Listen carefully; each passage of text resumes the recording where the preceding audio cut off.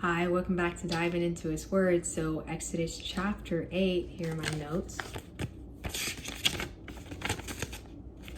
And let's make this word make sense to us. So verse 1 starts off. Then the Lord said to Moses, "Go to Pharaoh and say to him, this is what the Lord says, let my people go so that they may worship me." So the plagues starts off with frogs, then the gnats, and then ends with flies. So with the frogs, the Lord is commanding Moses and Aaron to go back to Pharaoh and tell Pharaoh to let the Israelites go. So they do so. Pharaoh said, "No, I'm not gonna let your people go. I'm not scared of you. You're not my God. You don't tell me what to do." So God said, "Okay. If you're not gonna let me go."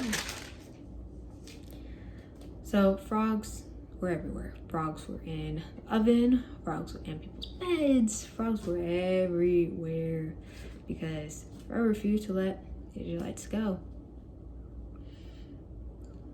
But then the magicians, whenever they try to do it, they were able to do so with their magic tricks or whatever. But yet they weren't able to remove the frogs that the Lord provided.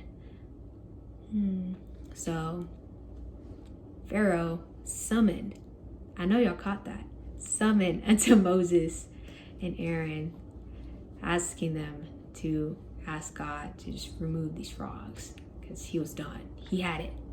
He said, I'll let you people go. I'll let them go. But just get these frogs out of here. So Moses prays to God, and then God kills all these frogs. They have to clean it up. But after they clean it up, Pharaoh forgets the whole thing. Says, "I'm not letting people go. Like, everything's clean. I'm not gonna let them go." So now we step into the plague of gnats. Aaron is then commanded to hit the ground of dirt, and from that, gnats were going to come out of it. When he does that, the gnats go everywhere, all over Egypt. Verse 18, but when the magicians tried to produce gnats by their secret arts, they could not. Verse 19, the magicians said to Pharaoh, "This is the finger of God."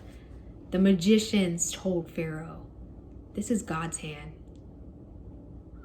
Period. But Pharaoh, having a hard heart, said, "No, I don't care." He's still not getting his people. I'm still not scared of him.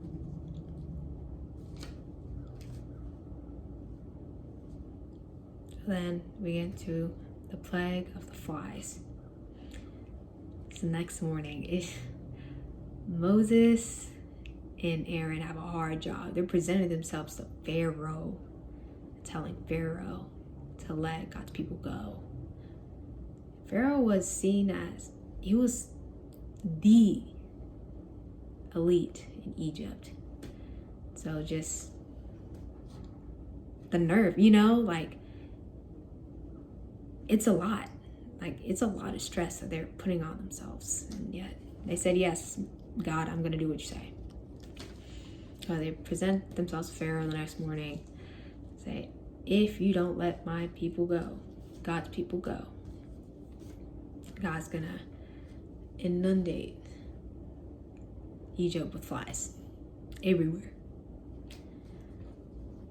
But verse 2, "But on that day I will deal differently with the land of Goshen, where my people live. No swarms of flies will be there, so that you will know that I, the Lord, am in this land." He said, "I'm gonna bring all these flies in your area, but in my area with my people, there will be no flies.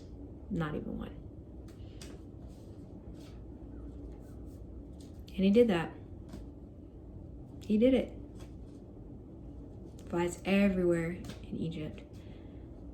So Pharaoh, with sorry self, goes to Moses and Aaron and says, "Tell God to just remove all these flies.